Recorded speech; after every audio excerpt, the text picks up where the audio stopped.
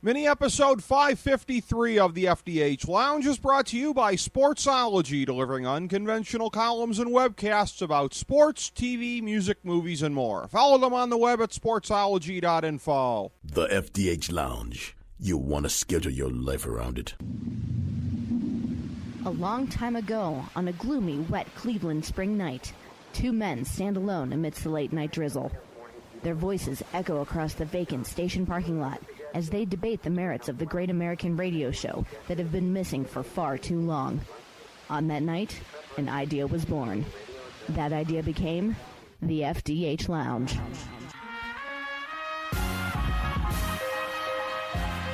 Welcome to the FDH Lounge. Hello, everyone. Welcome to FDH Lounge mini episode number 553. This is FDH managing partner Rick Morris.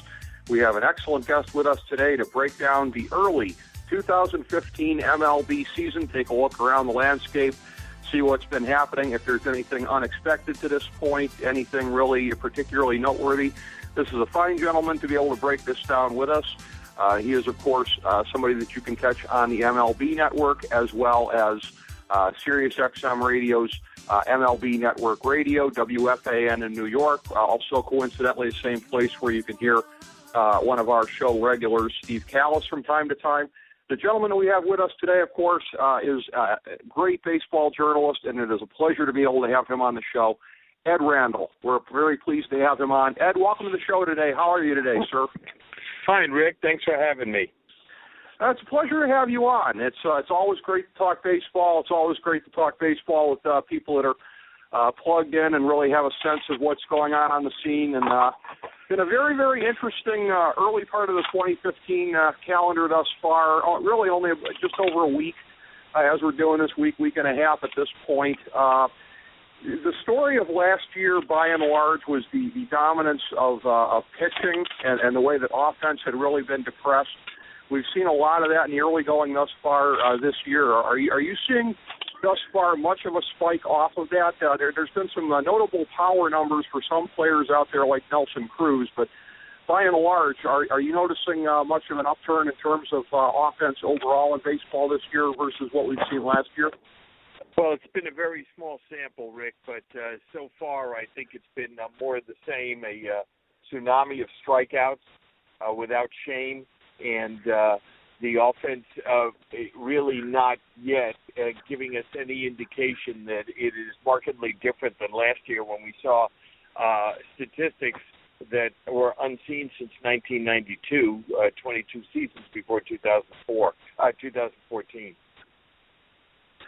Absolutely. There was a metric we had come up with FDH where we had added together a number of the offensive and pitching statistics, kind of averaged it out, and on our metric it showed that baseball last year had the 40th highest offense of the 40 seasons since 1968, which was that vaunted year of the pitcher. So, and that it had really been moving in that direction the last couple of years, but a big sharp spike last year in pitching, and I would agree with you anecdotally in terms of what we've seen thus far this year. How much of that is just the fact of being in a big wave of power arms right now and essentially talent dictating it in that way and just being in almost a historic time of great young arms? And how much of it is other factors in the game, such as the shifts and some of the things that Joe Madden and others have popularized?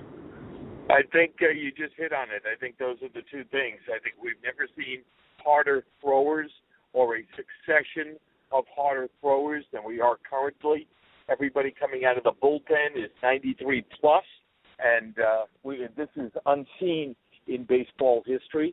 And in addition to which, the shift has had a profound effect on the suppression of batting averages, and also what's just stunning is the lack of intelligence of hitters to not hit into the shift. They think somehow they can beat it. They can hit under it, they can hit over it, and they can't.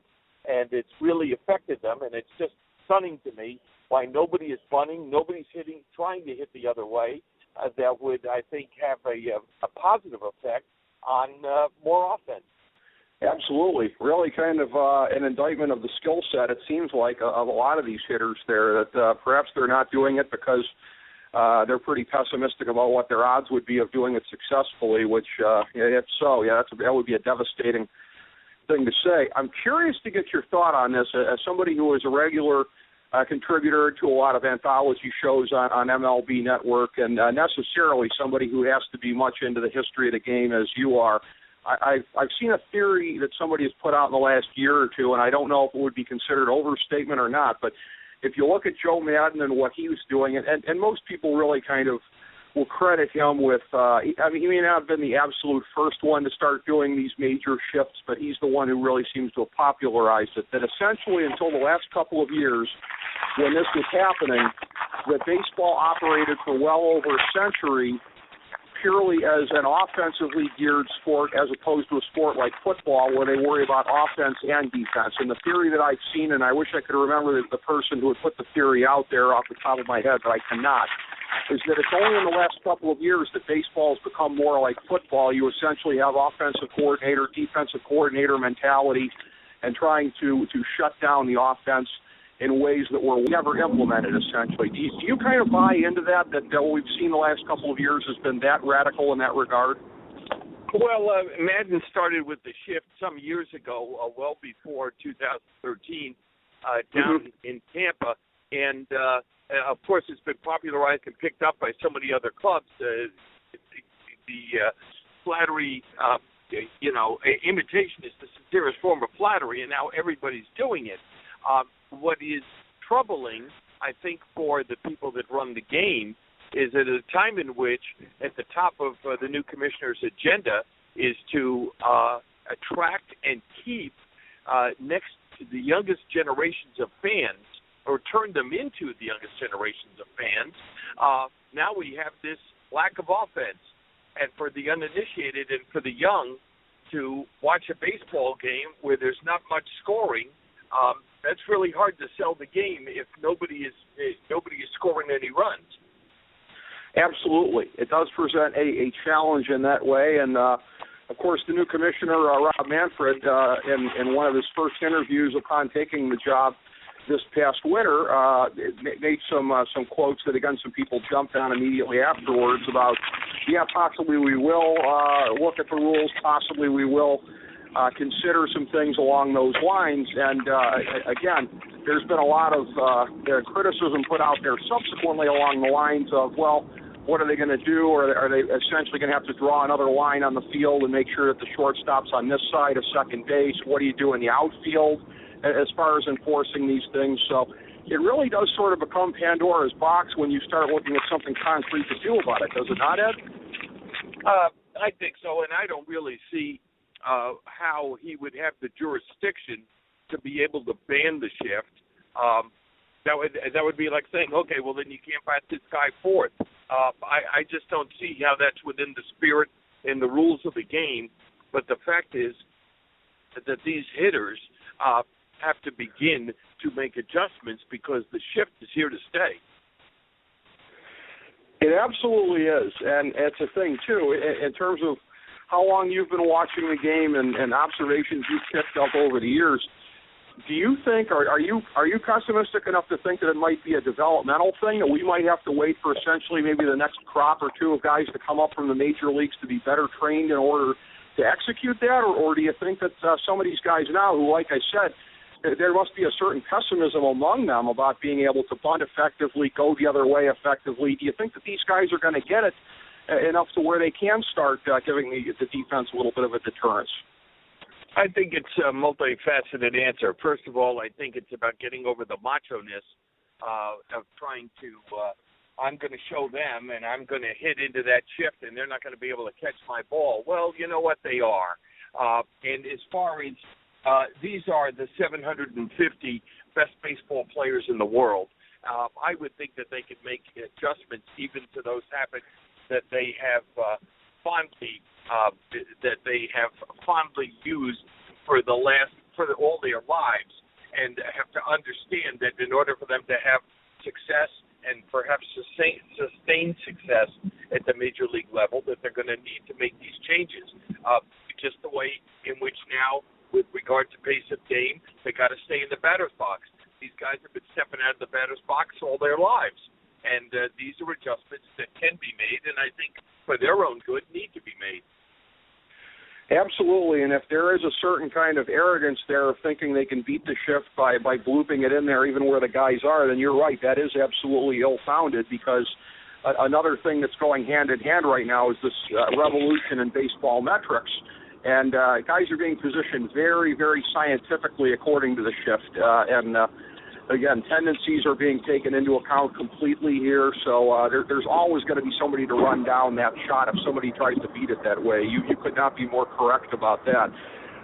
Going by league here, starting with the American League, taking an early look, is there anything that's really kind of surprising you thus far this season? I have to say, in my estimation, I thought that maybe the sun was going to be starting to set on Detroit coming into this year. I have to say the start that they're off to is kind of startled me, as well as Kansas City keeping up the momentum from last autumn. Anything out there in the American League that's really kind of made you sit up in surprise? I'm just really want to give my kudos to and hats off to the Kansas City Royals for the fact that they've received no respect, especially when the preseason polls about them going back to the playoffs, never mind going back to the World Series, and they have picked up where they have left off with the same combination that got them to October last year, which is spectacular defense, especially out in center field with Kane, and the great pitching and the power pitching coming out of the bullpen. I'm surprised that they've gotten off to such a good start and have just played incredibly well. And at this point in time, Tampa Bay is up over 500. And that's really surprising, given the fact that they are facing a devastating April without their top three starting pitchers. Absolutely, and with the fact that they seem to be settling into rebuilding mode in the off season, anyways, with all the turmoil and the changes that they had there, that they really seem to be. I'm not going to say necessarily writing off 2015, but nobody would have been surprised if it had gone the other way at this point. Having said that, again, going back to what you initially said, it is really early, not much of a sample size at this point. Is there any better example of that than the Colorado Rockies being 7-2 right now in the National League? Absolutely amazing, especially since there's been a lot of changes in the front office with a new general manager who was the farm director, and pressure under Walt Weiss, the manager, and also, of course, the constant swirling of rumors regarding trading Tulowitzki, and they've done an admirable job early on. But I think, in fairness, I just don't see them sustaining that kind of success through the season. I really think it's going to be the Dodgers, Padres, and possibly the Giants as the powers in the West. That's certainly what a lot of people have been saying, certainly, and I agree with you as far as the way that the Padres took those dramatic steps in the off season to really kind of refashion themselves, get a new identity. But their trading partner, and a couple of those big deals, not least of which the one that came on the beginning of the eve of the season here with Craig Kimbrell going there. Their trading partner in many of these deals, of course, was Atlanta. And again, it would seem like that might be another sign of sample size early on. The Braves being 6-3. This really looks like a situation where John Hart, and again, I've seen this up close and personal as a lifetime resident of Cleveland, where they were kind of settling for the move into Jacobs Field, trying to build the crest in '94. It looks like that's what they're trying to do with the Braves' new park, is get ready in 2017. When you're trading away as many guys as they did, they themselves didn't appear to have a lot of optimism for this year. You got to wonder what this hot start's going to do at this point, and if it's going to have them reconsidering and maybe looking to take on more parts. Well, perhaps so. There's really not a whole lot left to trade there. They're certainly not going to trade Freeman. And I think they're pretty much done. But the upside of that is, as you said, they're playing for 2017 for the new park. Any success before that will be a bonus. And they have received a tremendous, bountiful crop of great prospects that probably will get to the major leagues in time to play for the new ballpark in Cobb County. Well, one of the things that's really kind of interesting is there's a commonality between them and the team we talked about in the American League, that being Tampa Bay. When you look at the fact that a couple of years ago, each of them had this really, really sweet bunch of prospects that was right on the verge of coming up, and in both cases, they've kind of extracted from that, worked them into the starting rotation, and they have a nice base there. The group of hitters that they were looking at, not necessarily in both cases materializing. Then they get to the point this off season where the wells run dry, and they have to look at starting to rebuild again. Doesn't that prove right now in baseball just how paramount it is at this point in time to have a farm system? When you look at a team like the Yankees at 3-6, clearly there's nothing that can be done at this point to just go out and try to buy a pennant as perhaps in years past, because a lot of times teams are locking up these guys to long-term deals. The Indians have done that with a number of their young players this year. So doesn't it really kind of show just how much a team is up against it if they've got a farm system that's run barren? I agree. I think that within the last 4 or 5 years, never have we seen Major League Baseball organizations hoarding and protecting their prospects more than ever before, and that is why Philadelphia is having difficulty trying to move Cole Hamels. But there's no urgency there because nobody thinks they're going to have success this year. So Ruben Amaro, the general manager, can sit back and wait and hope that he's going to get the kind of prospects that he's going to need to rebuild in Philadelphia. He tried to do it in Boston, and that's a case study of the fact that teams are, in fact, hoarding their prospects. They're not going to give up the catcher Sweetheart. They're not going to give up anybody like a Mookie Betts. That's not happening. So if, in fact, Boston is going to be a trading partner for Philadelphia, Ruben's going to have to deal with and concentrate on perhaps extracting the second line of prospects out of the Boston organization, of which there are so many.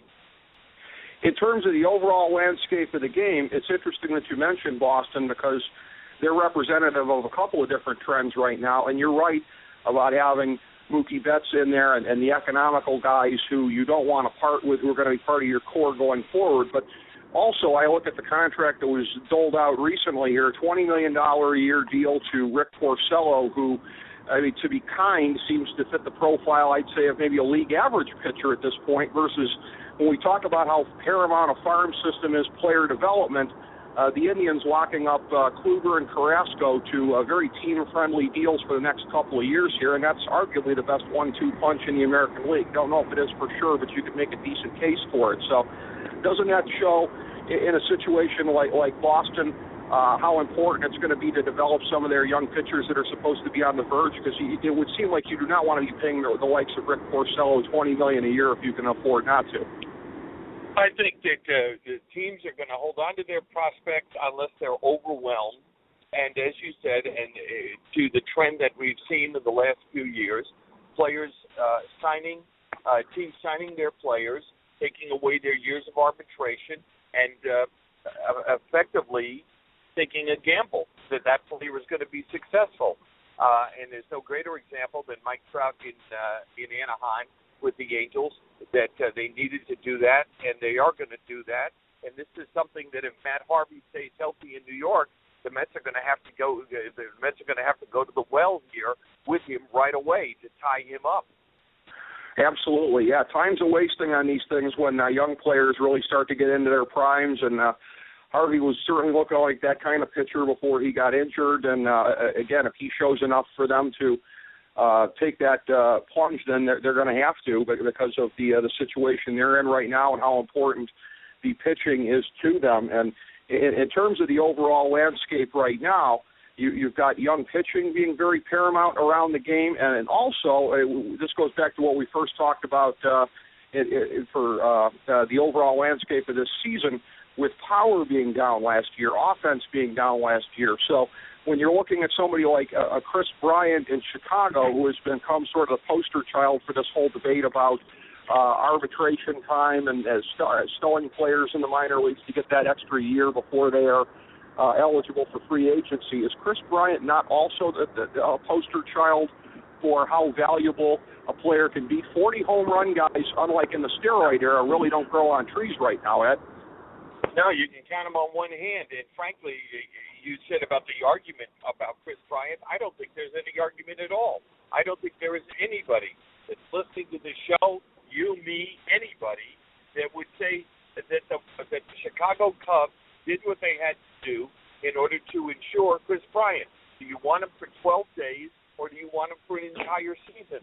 There's nothing to talk about here, but I know it's very bothersome to the union, and that's going to be one of the things that are going to be on the agenda when the bargaining begins after the 2016 season, after the expiration of this labor agreement. I agree with you completely, and I think that was a triumph of agent marketing to be able to make that a story in the first place, because, again, there's no controversy there. Players are entitled to be sent to the minor leagues for whatever reason a team would deem apparent. What I think everybody's missing in all of this, Ed, is that we already sort of have equilibrium there. For as much as people are arguing, well, all the power is in the hand of these teams who control these players like serfs until 6 years in. No, that's not really the case, because you mentioned about Mike Trout, Matt Harvey, some of these other guys too. Basically, if Chris Bryant says, hey, there's not going to be any hometown discounts down the road if you guys don't take care of me a little bit better right now, a player has that bargaining leverage in terms of his future money, does he not? Absolutely, and this was something that was within the rules that Chicago Cubs took advantage of. And let's also remember this. Who in the world picked the Cubs to be in the World Series or to be a major force this year, as if 12 days of Chris Bryant being in Iowa versus being in Chicago is going to make a difference? They're not going to the World Series. They're not ready yet. They still are a team with flaws, and so they were doing what is within the rules.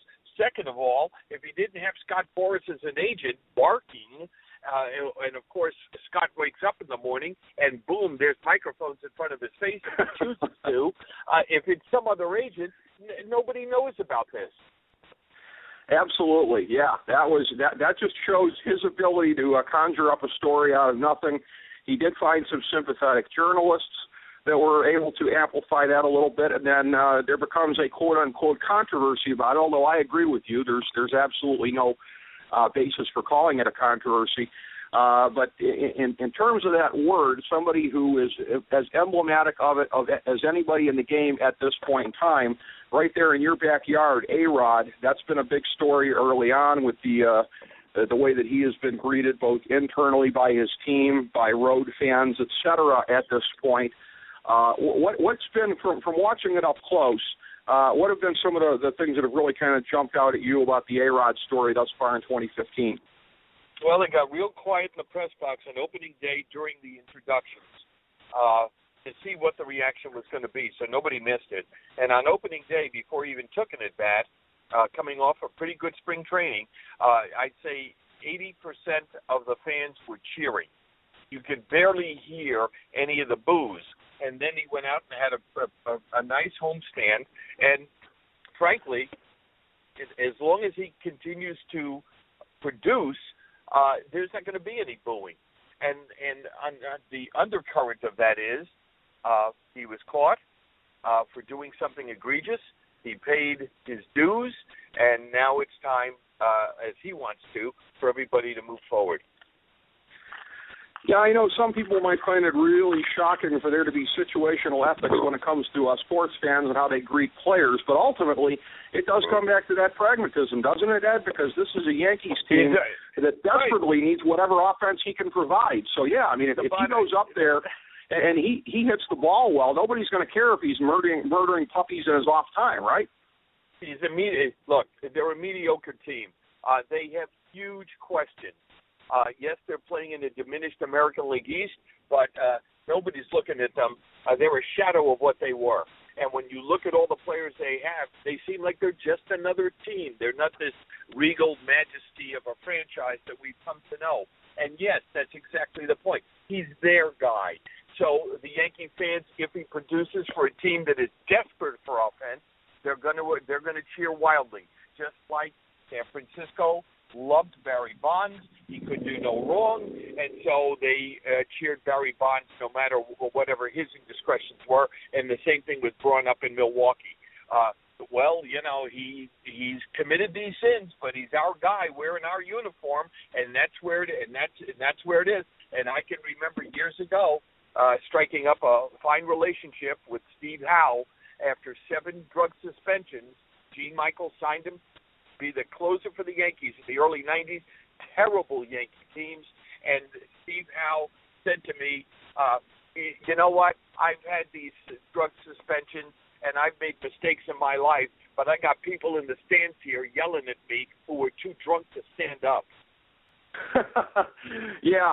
There's a real irony to that, hypocrisy, whatever you want to call it. And it's funny that you mentioned him, because I was just about to say that these Yankees, I kind of agree with your general gist of where they're at right now. They sort of remind me of those teams of the 80s and the early 90s, which I think not coincidentally is another time when they really had a fallow kind of farm system. And they were trying to find answers elsewhere and were generally unsuccessful in doing so. So, yeah, history has repeated itself there. I'm sure much to the displeasure of all the regulars there at Yankee Stadium. One of the things I certainly wanted to get into with you as well, Ed, is everything that you were doing on behalf of prostate cancer sufferers out there, you yourself being a survivor for it. I definitely want to talk about Fans for the Cure, which is the effort that you have going for that to help people with cancer. So please let all the listeners know about the present status of that and what are some of the things you guys got going on. Well, it's very gracious of you to let me talk about it. I went to the doctors for a routine physical, and I thought it was a routine physical, and was shocked to find out that I had prostate cancer, and I had a lot of prostate cancer. And what made it so shocking was that on the day in which I was diagnosed, I felt like I feel talking to you, Rick, right now. I was fine, and came to understand that prostate cancer in its early stages has no symptoms.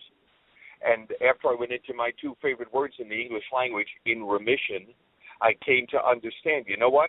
There could be tens, hundreds, thousands, billions of American men like me out there walking around feeling fine, thinking they were fine, when in fact they were time bombs.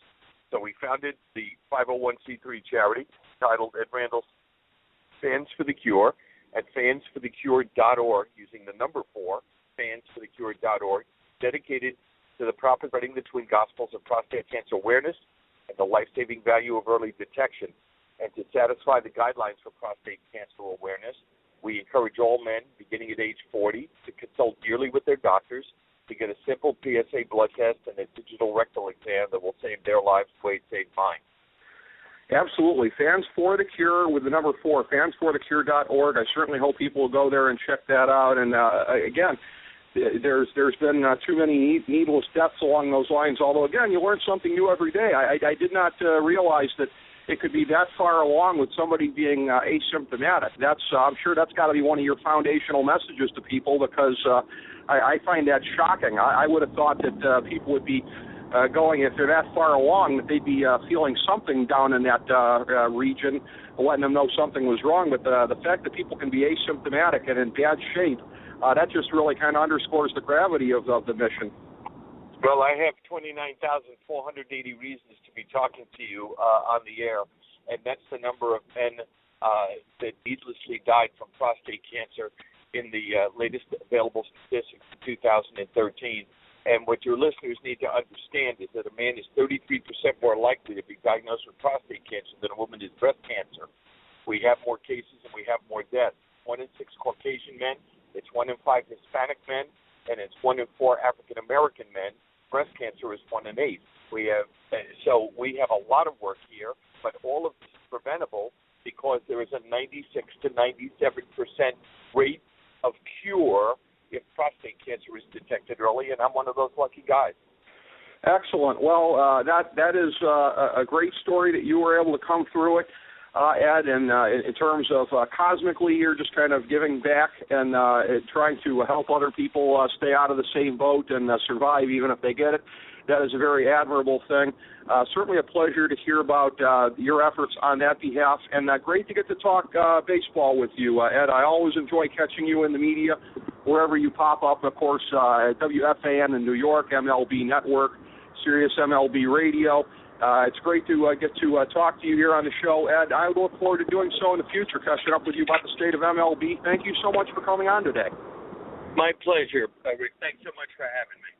Appreciate it. Thank you so much for joining us, Ed, and thank you all for being a part in the audience today, everybody, of mini episode number 553 of the FDH Lounge.